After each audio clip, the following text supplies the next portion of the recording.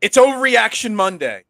Eagles beat the Lions week 1. Football is back, baby. The Dallas Cowboys are in last place. There's so much to overreact to. We are going to be joined by Brenden Deeg from The Score. Great site at 8:30 a.m. Trending in the AM starts in 30 seconds.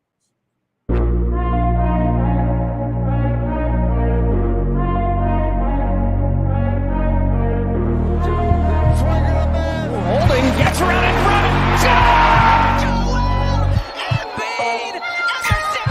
And Philadelphia has it.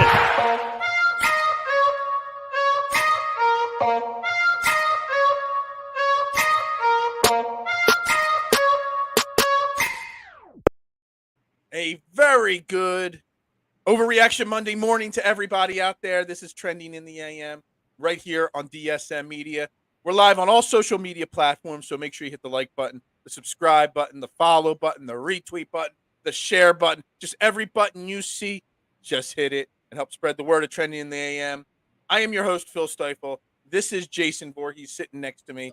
We will be joined by our guest in, I'm looking at the clock, 3 minutes approximately time, Brenden Deeg from The Score. We've got to overreact to the Eagles' 38-35 Week 1 victory in Detroit, in the Motor City. Jason, good morning. How you doing today? Doing great, man. I only was able to go back and watch highlights. Obviously, I worked yesterday, so I missed the game. But I will. I saw plenty of live tweets from Phil. My boss was like, "What is that noise on your phone?" And I'm like, "Oh, that's only my buddy Phil." People actually have a lot like notifications on for tweets from people. I don't know how to turn it off. I turned it on, and now like every time you tweet, it beeps. Well, I had a post before game time yesterday, over under 43.5 tweets yesterday. I hit 53. So I hope you bet the over. And Jason said to me, no lie, that was a lot. Like, actually, that was a light day for me. There were a few games last year where I hit 65 in the game. So, you know. Well, you did a great job. It was a light day for me on the Twitter world there. So, yeah, I mean, we got lots to get into. But the Eagles did win. They did their job yesterday. You know, it's Detroit. And it's the Detroit Lions. And we know who they are. Not a very great team. You know what I mean? But, and I talked about this on Friday's show with the Lions podcaster, Tyler Salwa. I talked with my buddy Jason Sullivan through text message. How much of the Lions' hype was because of Hard Knocks and stuff like that. And they both said that, yeah, the Hard Knocks part of it was definitely overhyping how good this Lions team was. But we saw yesterday, they're an improving team that's trending up in the right direction. But the crowd and the energy, the home opener, the first sellout in almost half a decade in Detroit, all that kind of gave a little push, a little oomph to the Detroit Lions. And I think we saw yesterday just, yeah, there's some things with the Eagles to overreact to, and we'll get into them. But I think you kind of saw what the emotion in Detroit is, wanting this team to do good, and the fan base and all the energy surrounding that Week 1 kickoff for Detroit. To me, that kind of gave them a little bit more of an edge, which made them look maybe a little bit better of a team than they actually are. Do you agree that that can kind of propel a team a little bit there? Absolutely. I mean, I think if the game had been at the link, let's just say, right, I think it's a different type of outcome. I think it's a different score. I don't think it's that crazy. I don't think it's that high scoring, and I don't think the Lions, play as well as they did. I think they definitely got a jolt from the crowd. I mean, obviously, we've talked about. I mean, I saw a couple people saying, we had people commenting in the podcast that the Lions were going to beat the Eagles coming into this week. So we did. I'm not going to even venture to say that it wasn't out of the realm of possibility. Listen, as we said, any given Sunday, anything can happen. But yes, it's still the Lions. I don't think the Lions are as good as, let's just say, the score was. Because we do have – listen, we got to give credit to the Lions, but let's also – and maybe this will go to the overreacting part – the Eagles' defense was not prepared, obviously.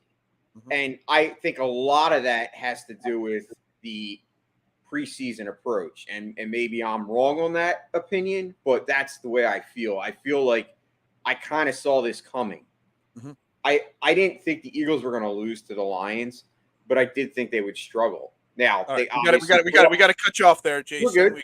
We got our guest here joining us. All right, joining us on the I Have No Sponsor hotline. We got the great Brenden Deeg from The Score, football news editor. Good morning, Brenden. How you doing today? Doing well, man. How you guys doing? Very good, dude. It just feels really cool to be able to say that you're now part of The Score, my friend. Congratulations, officially. I know I texted you this, but officially on the air. Congratulations on that big job there with The Score there. Yeah, thanks, man. It's going really well so far. I get to cover football for a full-time job. Can't complain, man. It's been a good start, and looking forward to keep providing you guys content. And thanks for having me on, man. Really appreciate it. I appreciate it. All right, so today is Monday. On Mondays we do something called Overreaction Mondays here. And before I get into your overreactions, your thoughts on the Eagles game, I have something that I'm really thinking. I haven't figured out which one is my correct answer to this question yet. What is the overreaction from yesterday's 38-35 win for the Eagles that fans are having that they need to just pump their brakes a little bit? Be like, yo, it was week one. It was the energy in Detroit. It was a lot of factors, things that people are overreacting to that they shouldn't be after that week one game. I think we gotta see what happens with the defense a little bit, but it's definitely concerning. Like that's what I'm most worried about. And look, it's week one. Like you said, the show's called Overreaction Monday, so I'm guessing you're looking for some crazy takes here. But yeah, I'm worried about the defense. I'm not gonna lie. I think that's where everyone's heads at too. I think that's where fans' heads should be at as well. I think the Eagles won because of Jalen Hurts. I don't think he should be getting any of the blame today for how the game went yesterday. I think the defense is the biggest concern going forward. So if you're looking for where to pump the brakes, the offensive line wasn't very good. So I think some fans were also talking about that. I think the offensive lines are going to be just fine. They struggled. Actually, I did see like 3 people say that this is definitely not the best offensive line in football. Yeah, it's again. I actually thought them and the Kansas City Chiefs had the best offensive line going into this year, so I think they'll be just fine. I think a lot of it was blitz pickup. Like Jason Kelce actually said after the game in his press conference that they didn't do a very good job of picking up the blitz, and it showed. Like the Lions were kind of throwing the kitchen sink at them. A lot of free rushers were going at Jalen Hurts, so I think maybe that's probably the best answer for that question is the offensive line will probably be just fine. The Lions had a lot of creative blitzes, and Aaron Glenn, defensive coordinator of the Lions, is a really smart guy. So he kind of threw everything they had at the Eagles week one. So as we were getting started, waiting for you to come on the air, and we were doing the intro of the show, me and Jason were talking about Detroit and how much of yesterday's performance by Detroit was that they're a better team. And I thought they were a better team coming into the season. I had them at 7 wins, which is an improvement for them, obviously. How much of it was that they're improved, but how much of it was the energy, the first sellout in like 100 years, the hard knocks over hype and stuff. How much of it was that, and maybe they played over their head, which caused the offensive line to look a little worse than they are. The defense, maybe we'll get into the defense specifics in a minute, but made the defense look a little worse. How much of it was that maybe played into it? I think at the beginning of the game, it definitely had something to do. The Eagles started 0-5, right? They had, I think, 5 first-half penalties. 4 of them were pre-snap. So that definitely is crowd noise. That's something to do with it. Yeah, I don't think you can blame it all on that, but it definitely does have a factor. And yeah, look, the Lions are going to be a better team this year. I predict them to go 6-11 on my podcast. I think that sounds about right. I think they could probably leave a couple wins on the table. They're going to be feisty in some games. Like, look, today they covered this, or yesterday they covered the spread. Right, the spread was 5.5. They won. The Eagles only won by 3. So there's going to be a lot of games like that for the Lions, in my opinion, throughout the year. So yeah, the Lions are not a terrible team. I think if you're looking from an Eagles fan perspective, it's more of the fact that you give up 35 points to that team is the biggest problem, more than the fact that they were in a close game. Yeah, with the defense then, because you obviously are heavily concerned there with the defense. Hold on, let me switch tabs. What is it? 144 yards for DeAndre Swift, another 28 for Jamal Williams, and a big 10-yard rush for Jared Goff. That was kind of pathetic to see that. Jared Goff should not be rushing 10 yards for a first down. To me, on the defensive side of the football, I wasn't concerned with the secondary or the back end of the defense. I was concerned with the run defense. We're supposed to have a much deeper offense or defensive line. The linebackers are supposed to be better. I know DeAndre Swift was their biggest weapon, really, that we had to stop. But let's be honest, that's a lot of yards, a lot of ground yards to give up, which already a really good run defense. So that to me is where my biggest concern is. Why did the Eagles give up so much on the ground yesterday? Yeah, I don't know. The Jonathan Gannon style defense, right, is light boxes, so you're playing 6 or 7 man in the box. Which, look, that in a vacuum, it's fine in the way the NFL's going. That's where you see a lot of defenses kind of transition to. It's the Vic Fangio style defense. A lot of teams are kind of taking over that defensive scheme. I don't know what I don't really have a full answer exactly what happened on the run defense, but sorry, my bad. That's my apologies. Oh, my bad. Something playing in the background.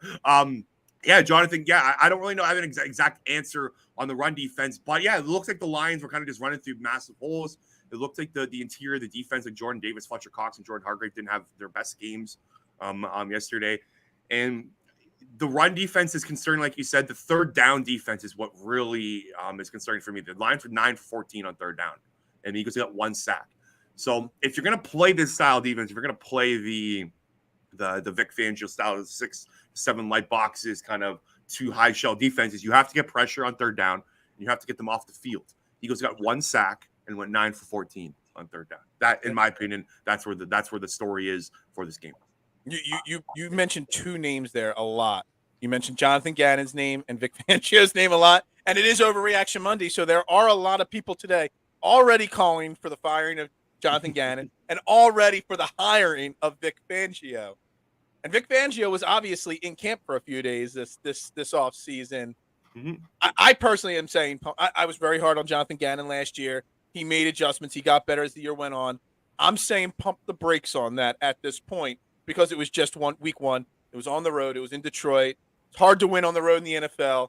Am I overreacting by saying pump the brakes there? No, for sure. It's been 1 game, right? Like you got to wait. I was very hard on him yesterday. I've been very hard on him, but what's frustrating is it looks like the same stuff that happened last year transitioning over to this year with different personnel, right? So that's where the worry comes in, and that's where I'm worried about.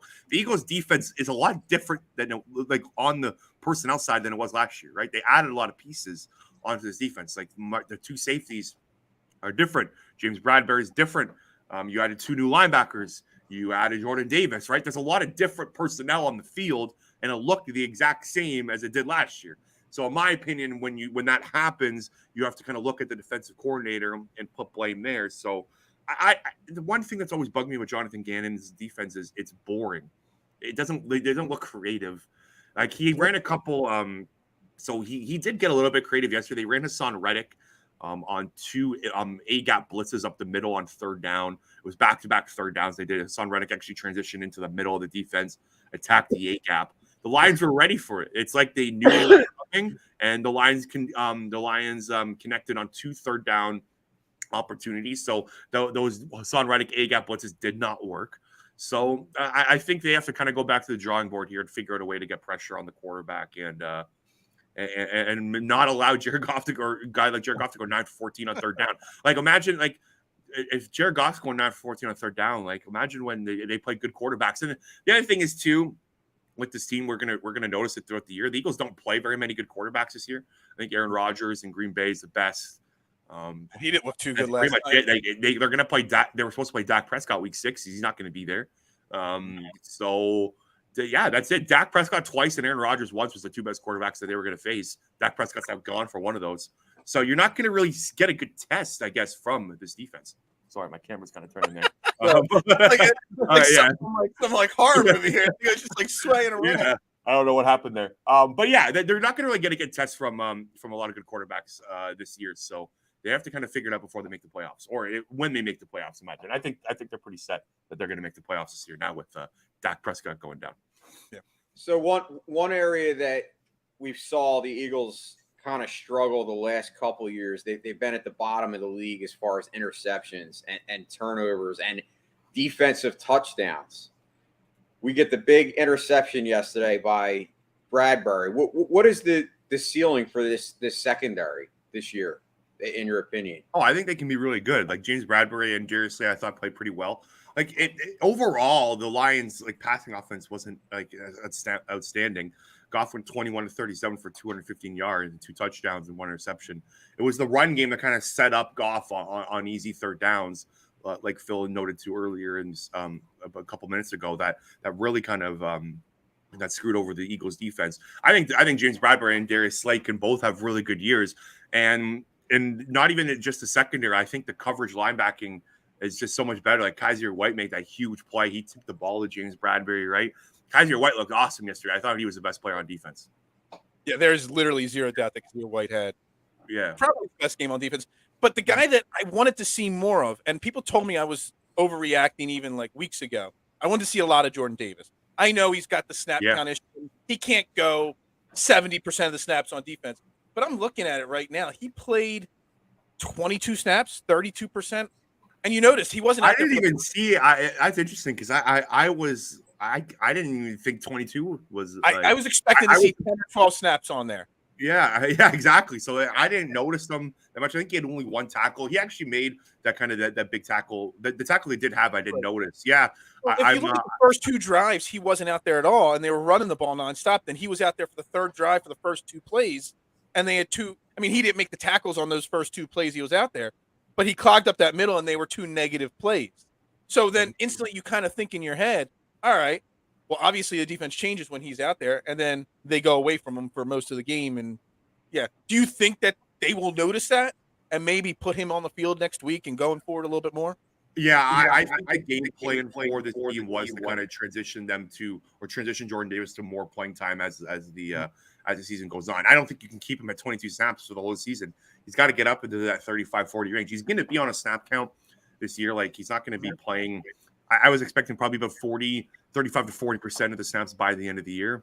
But he's got to play more. And I'm looking at it. Tupelodu had 29 snaps. Milton Williams had 33 snaps. I mean, there's no reason why he's not out there for 35, 38 snaps. Tupelodu did not look good yesterday. He had a couple pass rush snaps that were really ugly. Milton Williams, I thought, was okay. But Tupelodu, no, he shouldn't be. He shouldn't be kind of getting on the field for more than a couple snaps a game. So, I'm with you. They need more Jordan Davis on the field. Absolutely. Let's move to the offensive side real quick. Obviously, a lot of people are overreacting to Jalen Hurts' performance again, because that's what everybody does. Whether they love him or hate him, they're going to overreact one way or the other on him. And they're overreacting to the fact that A.J. Brown got all the targets and Devontae Smith had 0 catches and Quez Watkins had no targets. You kind of saw that he threw the ball to the left and the right side, not really much down the middle of the field yesterday, only the 1 deep pass. I actually think if you take those first 5 incompletions out of the equation, Jalen Hurts had a very good game yesterday passing the football. Yeah, I thought Jalen Hurts was the reason they won this game. And Jalen Hurts is literally the reason why the Eagles are 1-0. And you can't, and that's what you want from your quarterback. Jalen Hurts' escapability saved the day yesterday. Like I said, we talked about earlier, the Lions were throwing a ton of blitzes at them. So Jalen Hurts, I think, had like 90. How many rushing yards did he have exactly? He had 90 rushing yards. 8. So for 8 of those, so he had 8 scrambles for 64 yards. Okay. So that's what saved the day. Only 26 of those were on design runs. His ability to kind of escape the pocket was the reason that they won. And if you had a non-mobile quarterback back there for Philly, if Gardner Minshew was starting in this game, they would have got destroyed. So no, I thought Jalen Hurts was fine. I thought not better. I think he's better than fine. I thought he had a really good day.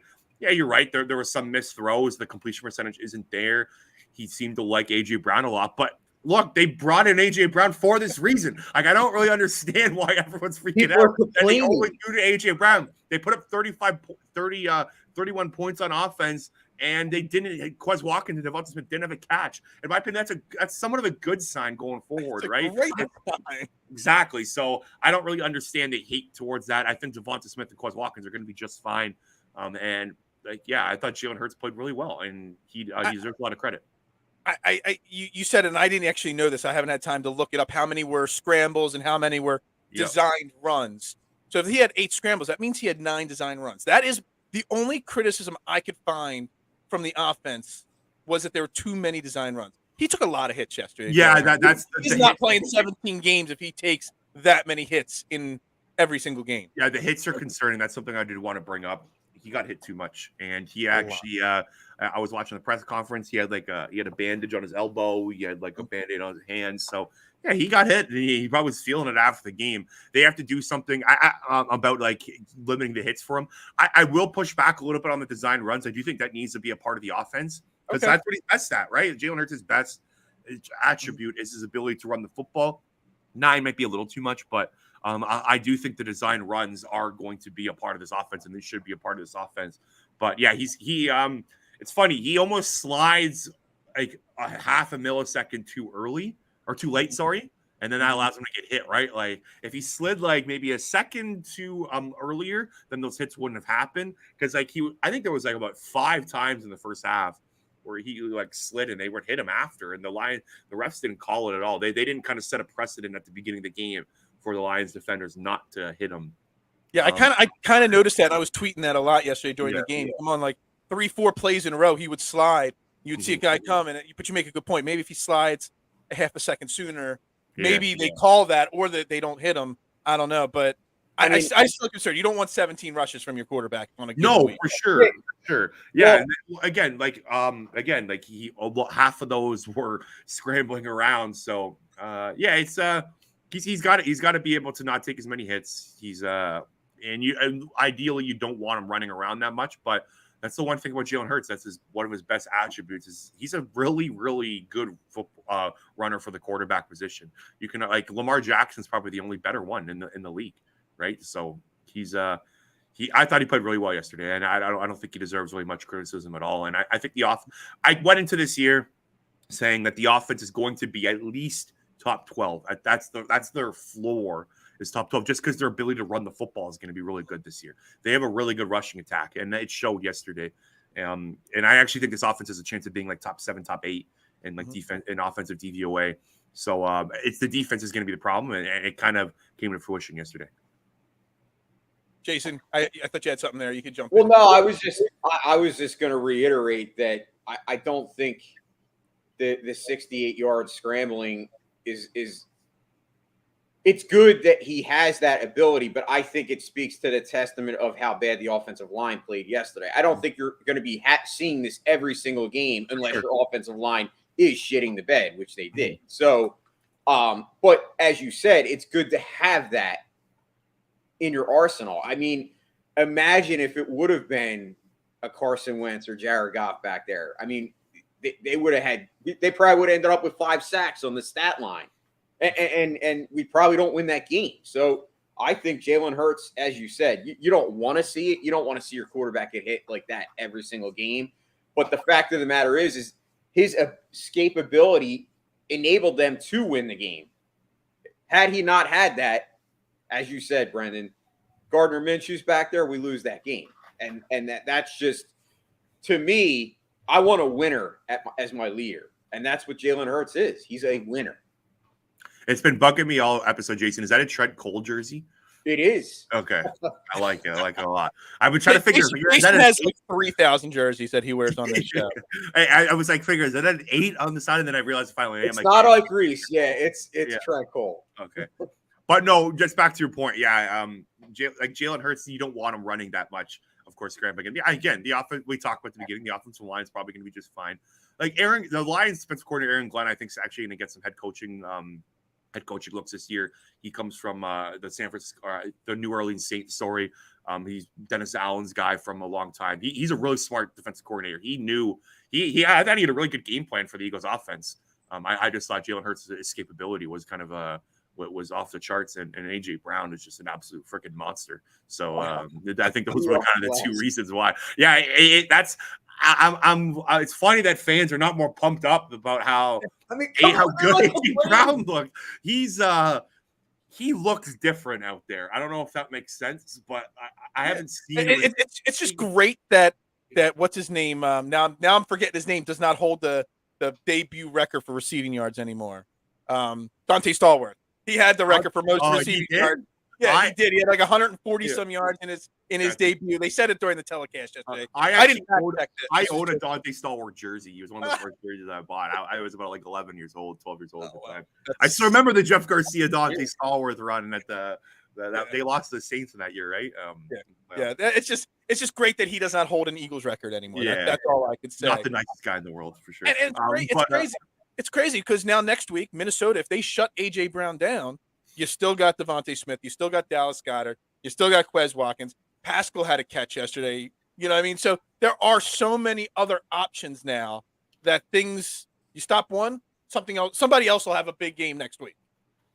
Yeah, no, exactly. And teams are probably going to focus more on AJ Brown. I don't know how much of that's going to work, but yeah, he's a fun player to watch. He reminds me kind of I know this might be crazy, but he's got that TO factor to him a little bit.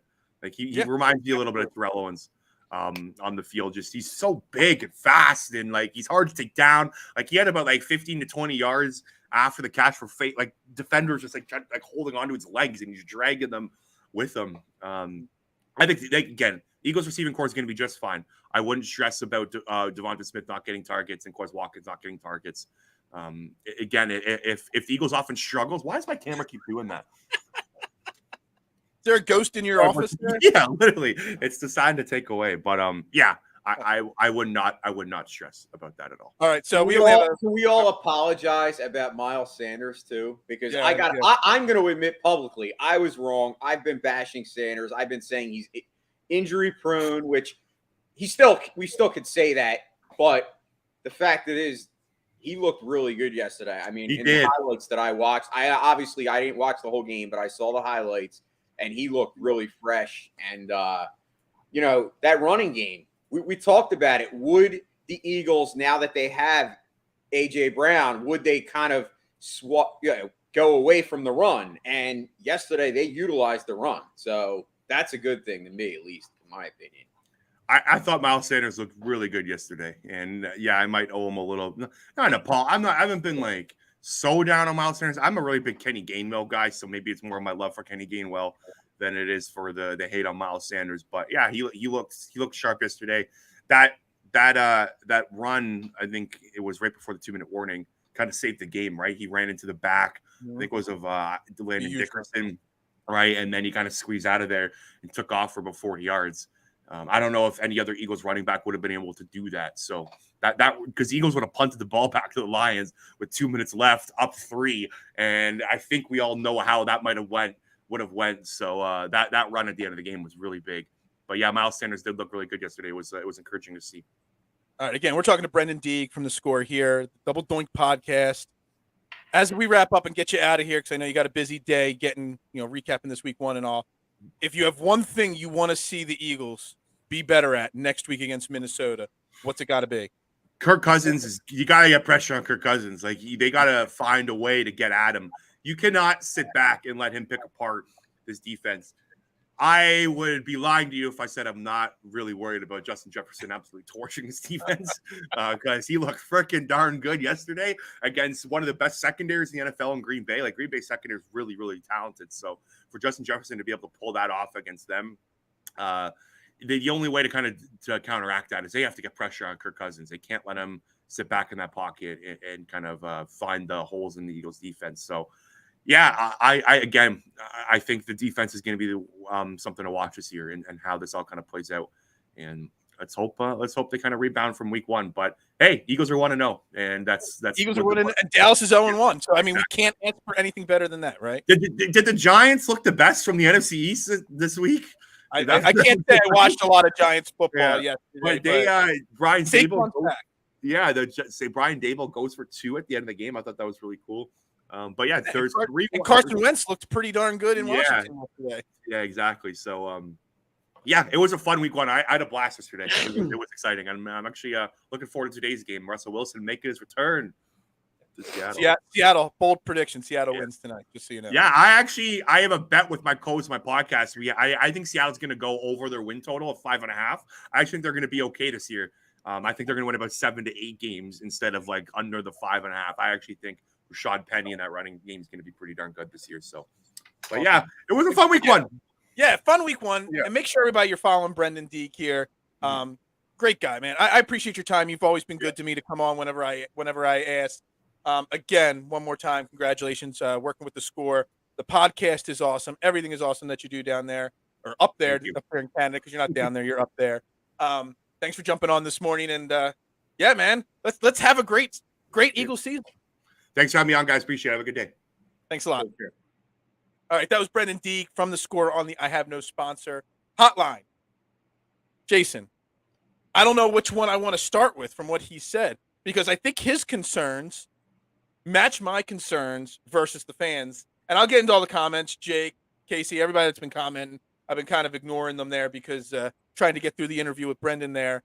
But the defense run, the ability to stop the run, really was my biggest concern from yesterday's game. Not everybody's overreaction to, no Devontae Smith catches or, Jalen Hurts only throwing one deep ball yesterday. Anybody that complains about Jalen Hurts didn't watch the game, because we won that game because of Jalen Hurts. But we almost lost the game because DeAndre Swift went for 144 yards, and we could not stop him. And that doesn't count Williams getting 2 touchdowns on the goal line, which our defense is supposed to be good enough to stop those short, 3rd and 1s, 3rd and 2s on the goal line. I am really concerned, and I'm glad that Brenden said that was one of his biggest concerns about the run defense there yesterday. Yeah, I mean, I was concerned about the run defense coming into this year because the run defense has been their Achilles heel. If you look back at this now obviously change personnel, we have quite a few new guys in there. You would expect that we would get better. But once again, is this a case of first game not being prepared, going up against the Lions, as you said, with their crowd and being juiced up and amped up and having that, a good coach that's really pushed them hard in practice? Or is this more of a case that the Eagles defense really is in trouble? Because I don't know. It's hard to say because it's week 1. Yeah, they'll come out next week. I don't want to get into this whole fire Jonathan Gannon thing, but he brought it up, Brenden, was that, look, that it was so vanilla looking. I mean, yeah, Hassan Reddick had 2 kind of exciting looking blitzes, but every other time they ever rushed Jared Goff, it was just vanilla. It was plain. It was boring. And I'm not going to say fire Jonathan Gannon right now, but man, if anybody got on the hot seat after week 1, it's Jonathan Gannon right away. And he's got to be able to make some adjustments. I mean, we talked about it, all the blitzing and the pressure this new defense was going to get on quarterbacks. We had 1 sack yesterday. A half a sack. Well, no, 2 half sacks equals 1 sack. You can't have half a sack. Brandon Graham and Fletcher Cox each had a half a sack. It equals 1 sack. Oh, Graham's not. Never mind. I didn't see Graham on there. We only hit the quarterback 6 times yesterday. You can't do that. That's unacceptable. It's Jared Goff. You gotta be able to get a statue. Jared Goff is slower than molasses. He's man. a statue. I mean, he's a guy. And he rushed for a 10-yard first down yesterday on a key 3rd down.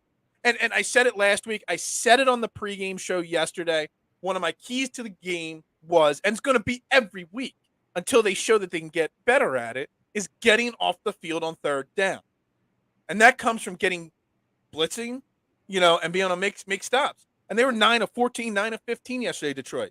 That means they weren't getting off the field. That's why you had 2 or 3 really long drives from Detroit. And that's a problem. And a big problem. I'm really, really all right. So if I have to say anything is my biggest overreaction to yesterday, that's not an overreaction, is the inability still to not get off the field on 3rd down. And that kind of goes hand in hand with my biggest concern, the ability to not get sacks and the ability to not put pressure on the quarterback, especially a quarterback like Jared Goff. I mean, absolutely, it's frustrating. And like I said, it's week 1. So if they come out next week and they sack Kirk Cousins 5 times and they, hold Dalvin Cook to under 100 yards, my opinion changes. But until they can show me that they're capable of being better and that they have improved, I'm going to be a little skeptical. And we should. I mean, if you can't tell me that they give up 35 points to the Lions and you're not a little bit concerned. I mean, absolutely. You can't just say, oh, it was week 1. We weren't ready. I mean, well, no, it's the NFL. Like, you have to be ready. So the one thing I will say, though, on the defense, the secondary did play well because, we gave up 215 yards passing. But, I mean, outside the 2 touchdown passes, I mean, we kept their receiver. I mean, Amon-Ra St. Brown had 8 catches, but only 64 yards. Chark only had 52. I mean, those big plays were pretty much held in check. Slay had a pretty solid game. I wouldn't say great, but solid. James Bradbury, he had the big pick, but I think it was Kazir White tipped that pass. I want to say it was Kazir. One of the linebackers tipped the pass, and it kind of just fell in his lap. So it was just as much the linebacker as it was, Bradbury. Epps made some really big tackles. He did get beat on one play. Chauncey Gardner-Johnson had a pretty solid game, had some good hits. He got beat on one play by Hockenson. But they look even better yesterday if you get some pressure on Jared Goff. How about Hassan Reddick? How did he look? I mean, he was getting pressure-ish. He had 0 sacks. I mean, he's already 1 game in, and I don't have a sack towards my 18.5 sack total prediction. Cool. Now he needs to go 3 next week to make up and get back on pace. I mean, it's just you can only do what the play call is, and if he's told to just do a very basic blitz, you're not going to get home. I didn't think the offensive line of the Lions was that great, but the offensive line of the Lions looked great yesterday between the rushing and between the pass blocking. I mean, they looked really damn good. I guess the question was, is Jonathan Gannon just overmatched, or was it the personnel last year? Yeah. Well, now you have a bunch of new guys. You have supposedly, quote unquote, better personnel, and it was a similar result defensively. So when do you start questioning Jonathan Gannon? I guess that's where I'm at. Like, yeah, I think that's a fair question. When I've been kind of on the train, be patient. But when do you say enough patience is enough? Like, this guy really is. I mean, if next week Kirk Cousins comes out and picks us apart, or even if we win next week, but Kirk Cousins throws for 320 and Justin Jefferson has another 150 yards and we don't get a sack, you're going to have to start questioning it sooner. There's a very high ceiling for this team, and there's no room to wait 10 weeks or 12 weeks into the season to make changes. You have to evaluate on the fly every single week. And I know everyone's calling for Vic Fangio already, and I think it's a little soon to do it, but we're not waiting 8 weeks to make that decision or 10 weeks to make that decision. Jonathan Gannon, in this beginning of the season, when it's an easier schedule, needs to step up. Absolutely. I mean, dude, I was texting you yesterday, and you said it. How is Justin Jefferson so open? Like, I was watching some of those highlights. Could you imagine him 30 yards open, dude? Like, I'm like, what in God's... Let's not talk too much about that, but Aaron Rodgers also, and that Green Bay Packers team looked really bad yesterday. Oh, I got that. So that's a question, NFL question for this week. The Rams versus the Bills and the Packers versus the Vikings yesterday. Are they as bad as they looked, or are they just playing that good at teams? I think the Packers are that bad looking, but I think the Rams played against, the best team in football in the Bills. So I think it goes both ways there. But I'm concerned. If you can't pressure Kirk Cousins, he's going to pick you apart. He's one of those quarterbacks that'll put up big numbers on any given Sunday. Yeah, and I mean, DeAndre Swift, obviously a lot of people have him as being kind of a sleeper to kind of be one of the top 5 running backs this year. He stays healthy. He has that talent, yeah. But now you're facing Dalvin Cook next week, who's definitely, up in that top tier of running back. So it's not like you're going to get any easier at the running game. Right. So this defense is going to have to come and play. Like, I agree with you, Phil. I'd love to see more of Jordan Davis. I get it. Yeah. He's a rookie. But listen. Again, let me pull. How many snaps did he play? He played 22 snaps, 32%. Come on, Tupeloto. 7 more snaps than him. And I know Brenden said he liked Milton Williams, had a good game. He had an okay game, but he played 11 more snaps.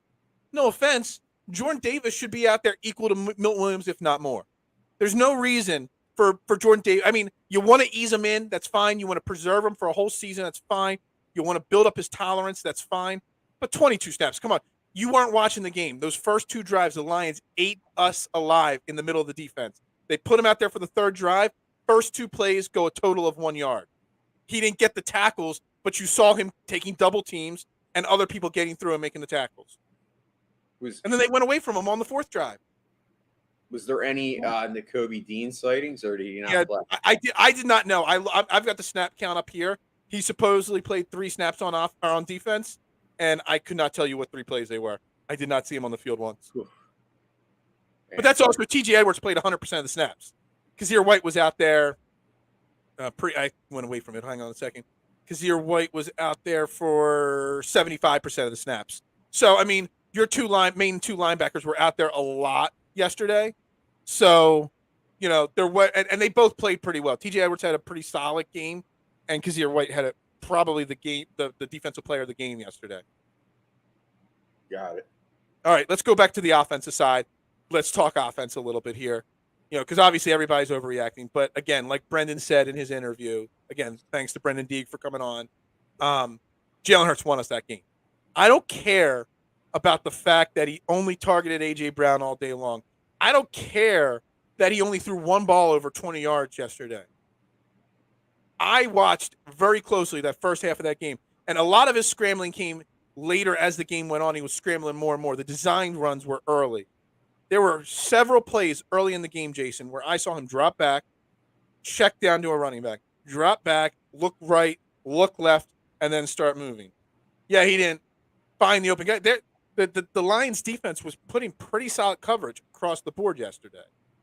A lot of A.J. Brown's catches weren't because he was wide open. Not a lot. Some of them weren't because he was wide open.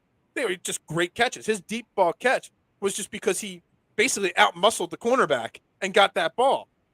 So I don't want to hear the people talking about Jalen Hurts. I think you were the one that shared in the DSM group chat the spray chart where Jalen Hurts threw the ball. He threw just as many times to the left as he did to the right yesterday. So I don't want to hear those people saying that he didn't spread the ball around. he took what the defense gave him. A.J. Brown was the guy that he wanted to feed the ball to, and he got it to him. I mean, the same people that are complaining about the Eagles not spreading the ball around to, other wide receivers, I guess they weren't watching that Vikings game where Justin Jefferson had all the targets. Thielen had 3 catches. If this happens, when you have an elite wide receiver, they're going to get the ball. Well, exactly. And there's going to be weeks where A.J. Brown maybe has no catches and Devonta Smith is kind of featured. Or Goddard. We have that kind of an offense. I could care less, dude. I think that's such an overrated thing. He's not spreading the ball around. Okay, listen, we're not expecting Jalen Hurts to be Aaron Rodgers here. Jalen Hurts is Jalen Hurts, and I think he played well. And listen, A.J. Brown, we have not had a wide receiver like this since T.O., and we had T.O. for 1 season. Dude, this guy is a monster. I've been saying it. I think he's going to have a career year this year. I do. I really firmly believe it. I think he was unhappy in Tennessee, and I think now he's in a place where he wants to be, and he showed it yesterday. 10 for 155, and people are complaining? Are you kidding me? We've had wide receivers that haven't had 10 catches in a year. Just think about it. Let's go back to last year. Last year, week 1 starting wide receivers were Devontae Smith and Quez Watkins. Now we've got A.J. Brown, Devontae Smith. Your 4th wide receiver in Zach Pascal is better than by the way, I haven't even looked. Did Jalen Reagor play yesterday? Did he have a catch yesterday? He didn't have a catch, no. He did not have a catch? Maybe he played. I didn't look at the – I'm actually, now that I mentioned him, I want to bring him up on the screen.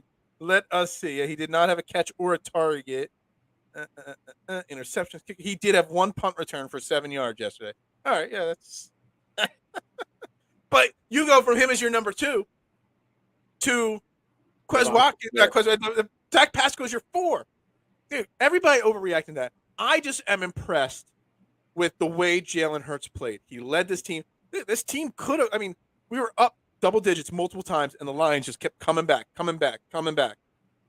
And he did what a leader does, took over the game. And there's no doubt about it. And the running, I want to touch on it again. He needs to stop taking so many hits. I know Brenden said you have to have those design runs because it's part of who he is and who this offense is. But, man, if he's going to scramble 8 times, you can't have 9 designed runs. You just can't. Well, I don't think that was the game plan. Don't forget.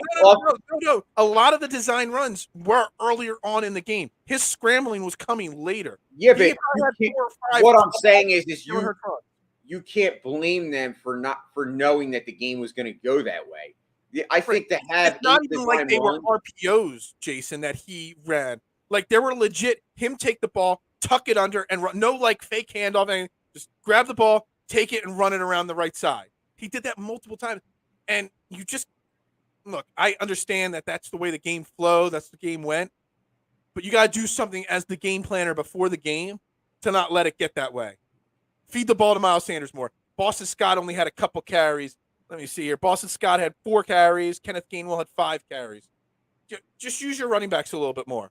You know what I mean? Just protect your. I mean, there were moments. I know Brenden said that his arm was wrapped in his press conference. His elbow was. There were times during that game, Jason, late in the game, after he would take a hit, you could kind of just see mid-game he was already like, it looked like it was week 16 and he was not limping around, but moving gingerly because he was getting beat up. It was week 1. We don't need our quarterback beat up in week 1. Yeah, that's my only negative thing I will say about the offense. I'm just trying to look for a comparison. I'm going to the Ravens, and Lamar Jackson had 6 rushes for 17 yards. So, and I wonder how many of those were scrambles versus design plays. I mean, you're right. Like you really don't want to, you got to protect your quarterback. I mean, I saw KC putting in there, and listen, the offensive line has to play better too, though.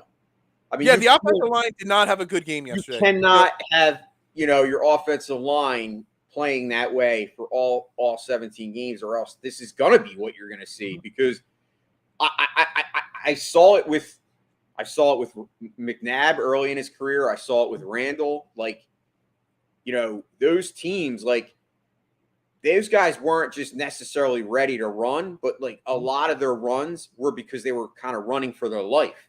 And that's kind of what this situation reminds me of. Like, if your offensive line plays bad, then, I mean, unfortunately, you have a guy. Well, I guess fortunately, you could look at it 2 ways. You could say fortunately or unfortunately, but, fortunately that you have a guy that can do it and can be successful. Right. I mean, Gardner Minshew had gotten crushed yesterday. Gardner Minshew's not scrambling away like Jalen Hurts did. So, dude, I agree with you, Phil. When I heard 17 rushes, I'm like, holy crap, dude. Like, and it's funny because, like I said, the fact that more of them were designed runs than scrambles. It's one thing if the offensive line played bad yesterday. So he had to scramble out and run for his life 8 times yesterday. That's too many. But the fact that he still had 9 designed runs on top of that, that is the concern. Like, all right, so you want to have 5 design runs, 4 design runs, that's fine. If 4 or 5 of them, that's 9 is a lot of design runs for a quarterback. And you're putting, and look, and Brenden mentioned it multiple times actually. He slides a little too late. He took a lot of hits yesterday. A couple of them should have been called late hits. They weren't. And that running quarterback gets kind of looked at differently from referees than non-running quarterbacks. Some of those plays, if that was Tom Brady, there would have been flags like coming in from 9 different directions. They did throw a flag late in the game, and it was a big flag. It moved us, into first down territory and into, I think we scored on that drive there too. But you got to protect him. He's not going to be able to throw to A.J. Brown if he's not out there. Josh Allen was the Bills' leading rusher in their game Thursday. He had 10 rushes for 56. Now, like, I'm looking. There were some design runs on there. I'm trying to look by comparison around the league. Yeah. It's week 1 now. Like, our teams like not kind of using a bell cow. I mean, Indianapolis.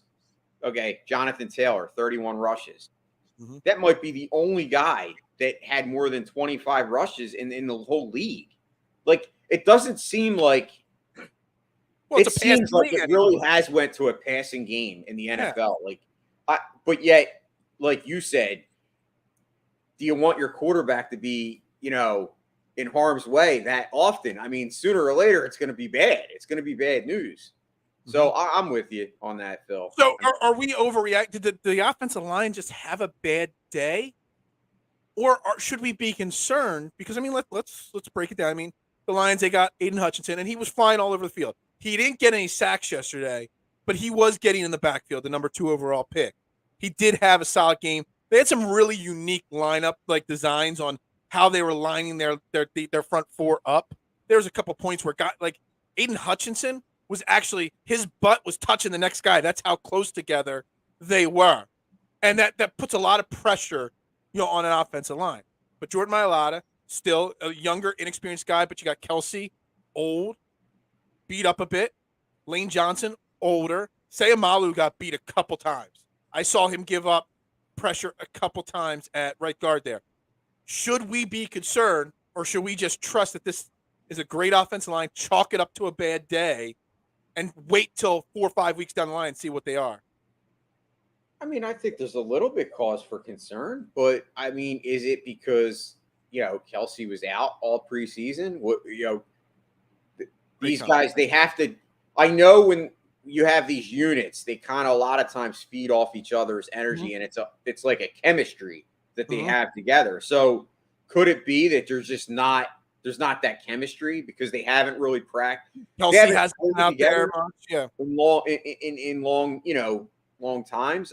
I don't know, man. It's a good question, Phil, but I definitely think they better improve next week because Minnesota's got some nasty guys on their defense. Like they really do. I know Minnesota's like, we always say Minnesota is like, I don't want to say overrated, but like people say Kirk Cousins is overrated, but like they have weapons.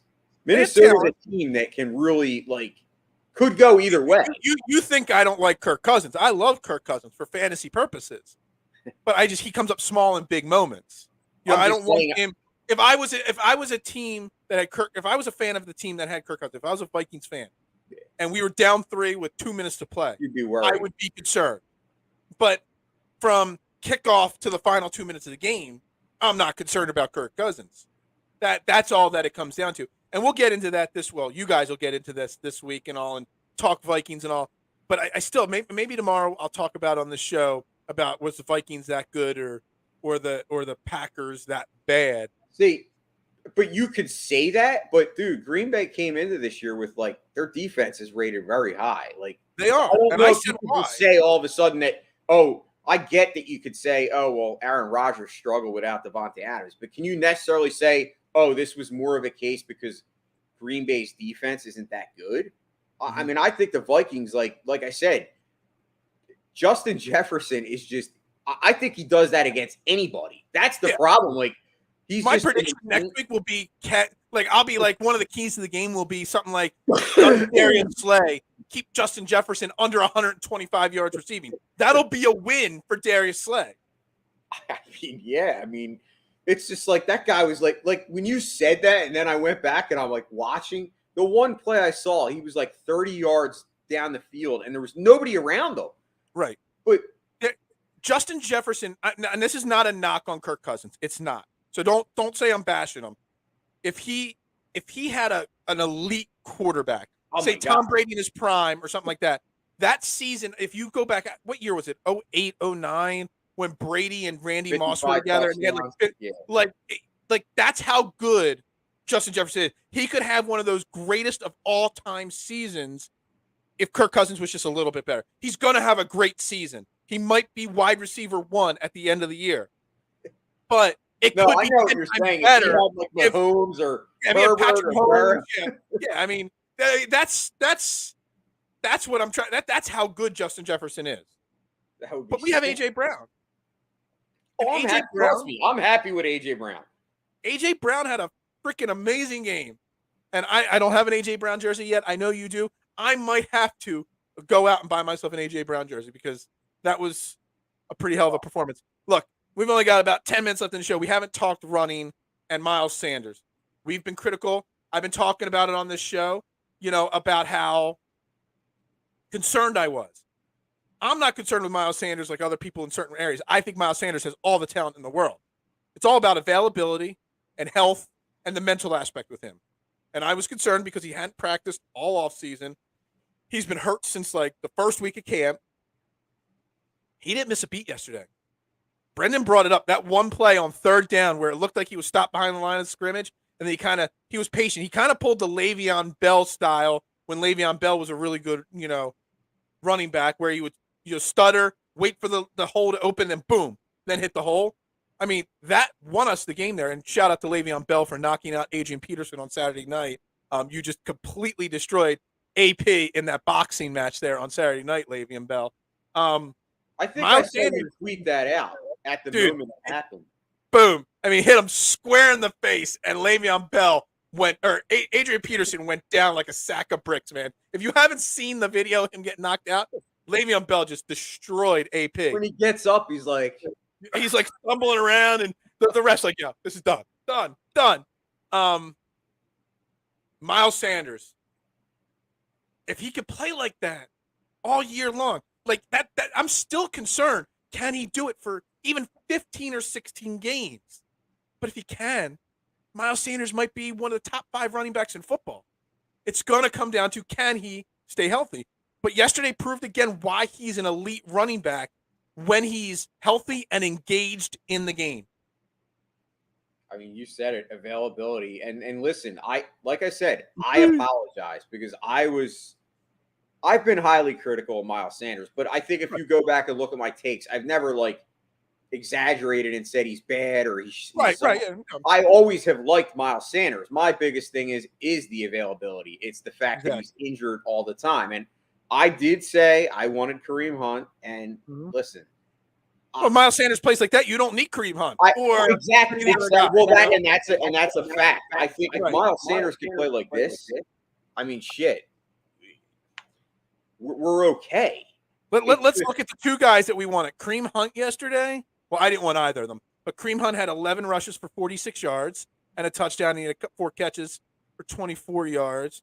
And then Josh Jacobs was 10 for 57 for Josh Jacobs, and 1 catch for Josh Jacobs. So it's not like those guys did anything better.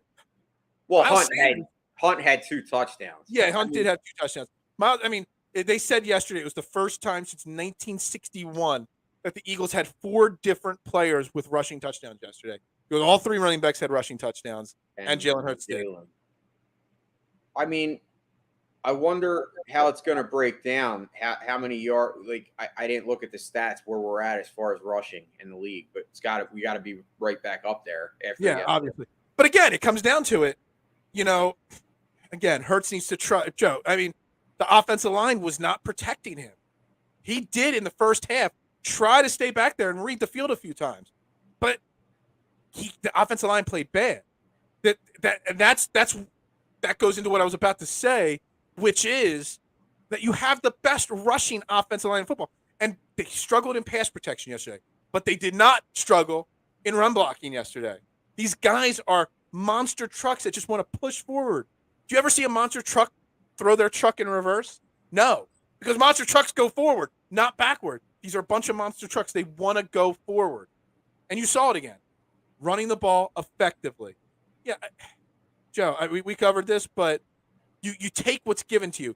A.J. Brown is a top 5 or 6 wide receiver in football. If he's open, you get him the football. There will be games, maybe next week, that A.J. Brown will get double covered.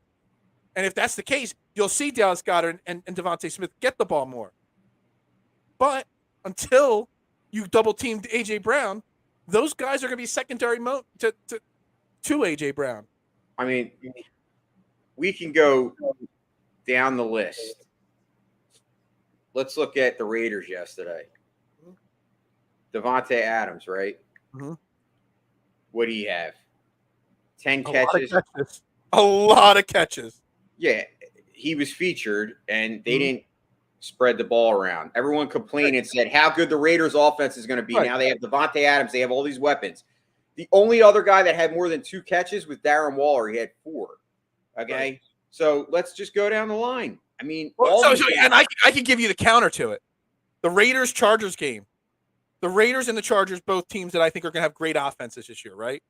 And we talk about Devontae Adams and how many touches and they target it, and they focus in on. The Chargers Justin Herbert spread the ball around yesterday, and they barely beat the Raiders. Did they look any better because Keenan Allen had 4 catches and DeAndre Carter had 3 and Austin Eckler had 4? And let's not forget Keenan Allen got hurt at the half. Did he? But you see, I mean, Mike Williams had 2 catches. They spread the ball around. Yeah, and they barely won their football game. Yeah, but what I'm saying is they spread the ball around because Keenan Allen got hurt, not because that was the game plan. All right, so that's a bad example. Let me find another team then. Let me find another team that maybe spread the ball around yesterday. The Chiefs. The Chiefs spread the ball around, but they don't have a Tyreek Hill type anymore. Dude, they have Juju. I mean, here's another one. Jamar Chase, 10 catches, 129 yards. Boyd only had 4. Higgins only had 2. Higgins got hurt. Did he? Okay. But Yeah, still, Jamar Chase still had 16 targets yesterday. Because damn it, did I just lose this? Some teams have – no, you're good. My computer screen's frozen there. Some teams have multiple wide receiver ones. Is there a problem with that? No, you just go with the hot guy. Yeah. I'm just happy that we have anybody that could get 10 catches in a game. Yeah, agree. Shit. And Freddie, yeah, the trend is to pass the ball. But again, I agree with you. I'd rather run. I'd rather win. I'd rather the Jalen Hurts we saw yesterday and win 11, 12 games and make a deep run in the playoffs than us try to make Jalen Hurts something he's not, which is a 45-time drop back and throw the ball type quarterback. That's not who he is. It does not make him a bad quarterback in the NFL. As long as we are winning, it works. As long as he can stay healthy as well. I mean, if Jalen Hurts has to play the way he did on yesterday, 17 times, he's only going to play 13 games. And I'm okay with Gardner Minshew with a spot start here or there. But if you need 3 weeks in a row of Gardner Minshew, we're in trouble big time. Jalen Hurts and Lamar Jackson yesterday had similar stats. I mean, Lamar did it through the air. Jalen did it more through the ground. But they had both 200 and some yards passing. They didn't have a great completion percentage. Right. But they both, what was the similarity? They both won. Their teams won. That's what I care about. At the end of the day, I don't care about the stats. I care about a win. And we won because of Jalen Hurts. And again, Detroit was hyped up from that crowd. That team played that first drive. They took the ball right down the field. DeAndre Swift just ran it right down our throats. But, man, that crowd was into it. I mean, they said, I think I joked the first time in 500 years they had a sellout. I think it's legitimately been about 5 years. I think it was like 2017, the last time Detroit sold out their stadium. Not even on Thanksgiving, which is like a huge tradition in Detroit. Have they been selling out their stadium? Was there then? Yeah. That's how long it's been. Megatron. That was hyped. They pulled a Philadelphia Phillies. They were selling standing room only tickets yesterday. That's how big that team was because of Hard Knocks. So, the team is better, but that crowd energy, that it really gave them a little extra oomph. And look, I'm not concerned. I'm not overreacting. It's Overreaction Monday, and I love to overreact on Mondays. I am overreacting 0 today. Jonathan Gadden, I'm going to wait and see. The offensive line, I am going to wait and see. No Devontae Smith catches, I'm going to wait and see. There's literally nothing that I want to overreact to from last night or from yesterday. Scotty. Is that all we got for today? I agree, man. I'm not ready to overreact. I mean, as far as I'm happy that they won. Am I disappointed in the fact that we gave up 35 points? Absolutely. But you know what? Next week's another week. And look. What it comes down to is that this team is so talented. Instead of overreacting week in and week out, we kind of got to take it into sections. Let's wait till 3 weeks into the season. Then let's react to the first 3 weeks and then make judgments on this team, or 4 weeks. See if there's any trends. If they suck like at a certain phase of their game 3 weeks in a row, then we know we've got a concern there. But this team is so good and we won, I don't want to overreact. The fact that people are overreacting to the fact that we didn't spread the ball around in a win. Freddie again. Freddie dropping it again. Look, he's going to have games like yesterday because A.J. Brown is just that damn good. And like I said, a lot of A.J. Brown's catches were contested. It's just he's so good, you just throw the ball up there, and he comes down with it. Everyone said the last time we had a wide receiver that like A.J. Brown was Alshon Jeffrey, but he wasn't as good as A.J. Brown. Jeffries could go up and make those contested catches and stuff like that. He was a possession receiver, but he was nowhere near in the stratosphere of A.J. Brown. So A.J. Brown, 10 times out of 12, is going to be the leading receiver of the game. There will be games where a defense takes him away and Devontae Smith and Dallas Goedert will make the plays.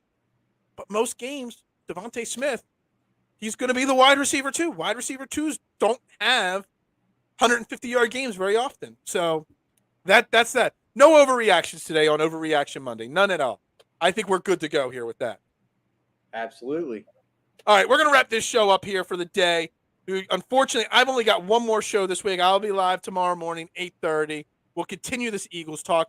We're going to get into some Phillies tomorrow because the Phillies did just complete a sweep of Washington, back in their winning ways. We'll talk that a little bit tomorrow. But then I'm off to Cancun on Wednesday. It's going to be the Dylan and Jason show for the next week after that.